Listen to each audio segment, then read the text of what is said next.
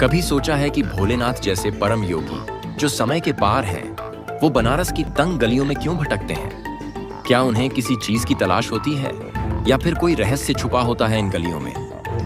आज की कहानी बस एक कथा नहीं, ये उस क्षण की झलक है जब मृत्यु, भक्ति और भोलेनाथ का मिलन हुआ और चिता की भस्म भी आभार का प्रतीक बन गई। तैयार हो जाइए एक ऐसी कथा सुनने के लिए जो आपके दिल को छू जाएगी। एक बार क्या हुआ कि भोले भंडारी बनारस की किसी गली में ऐवे ही भटक रहे थे। भोला है, मन किया तो कहीं भी बैठ गया और सदियों तक बैठा रहा। मन हुआ तो घूमने चल दिया तो चलता ही गया।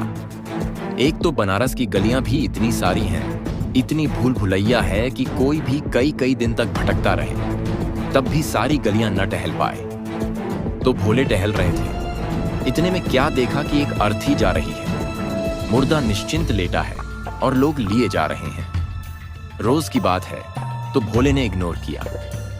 फिर सुना कि सब लोग जो अर्थी ले जा रहे थे वे बोलते भी जा रहे थे, राम नाम सत्य है। बस राम का नाम सुना नहीं कि भोले हो गए खुश। भोले भी हो लिए साथ, खुशी खुशी बोलते जाते, राम नाम सत्य है। अंततः श्मशान आ गया। लोगों ने मृत व्यक्ति को चिता पर लिटाया, अग्नि दी और फुर्सत में आ गए। कोई बोले कि आधा दिन हो गया, जाकर दुकान खोलनी है। कोई बोले कि चलकर कुछ खाया जाए, रात रहे। कोई मृतक भोज के लिए परेशान। भोला सोचे कि अब राम नाम काहे नहीं कह रहे। मृतदेह को श्मशान तक लाया तब बोला।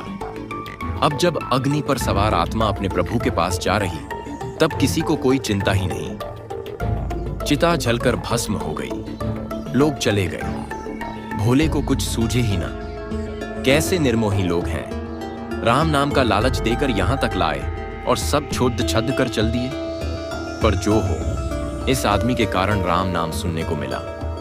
भोला उस मृत व्यक्ति के प्रति इतना आभारी हुआ, इतना अनुग्रहित हुआ कि उसके चिता की भस्म खुद पर लपेट ली। तो देखा आपने कैसे भोलेनाथ, जो त्रिलोकीनाथ हैं, एक अनजान मृतक के प्रति भी इतने कृतज्ञ हो गए कि उसकी भस्म अपने शरीर पर लगा ली। यही तो है भोले का भोलापन। यह कथा हमें सिखाती है कि भक्ति का मार्ग कभी सीधा नहीं होता, पर जहां प्रेम और आभार हो वहां स्वयं महादेव प्रकट हो जाते हैं। अगर आपको ये कहानी दिल को छू गई हो तो आगे भी ऐसे ही रहस्यमयी प्रसंगों के लिए जुड़े रहिए।